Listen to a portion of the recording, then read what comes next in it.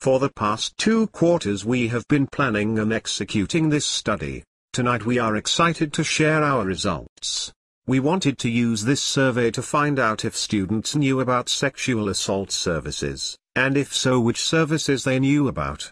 For our research project we wanted to find out if students knew how to access sexual assault services. Today we want to share the results from the 120 students that participated in our survey. Some of the demographic information we asked included students' age, year in school and whether or not they lived in Thurston County prior to attending the Evergreen State College. We expected students that had lived in the county would know of more services than students who moved here to attend Evergreen. However, when we started to analyze our data we found that this assumption was wrong.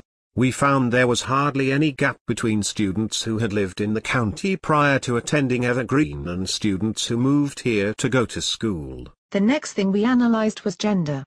We had 85 female students respond, 29 males respond, and 6 genderqueer people respond to our survey. While women were slightly more aware of services, our study did not show any large differences between genders. We feel we would have needed a larger sample size to tell if there is a correlation between students' level of awareness and gender.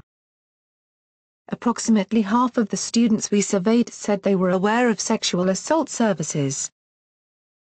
Out of the 50% that said that they were aware of services, only 29% were able to name a specific service provider that offered services. That means 71% of the students surveyed could not name a service provider.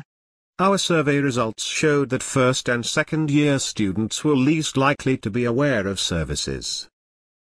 While it makes sense that newer students would not know about as many services as older students, we believe working to close this gap is very important. According to the United States Department of Justice, 85% of sexual assaults that occurred on college campuses were reported by first or second year college students. That means that our survey showed that those who were most at risk were also least likely to be aware of services.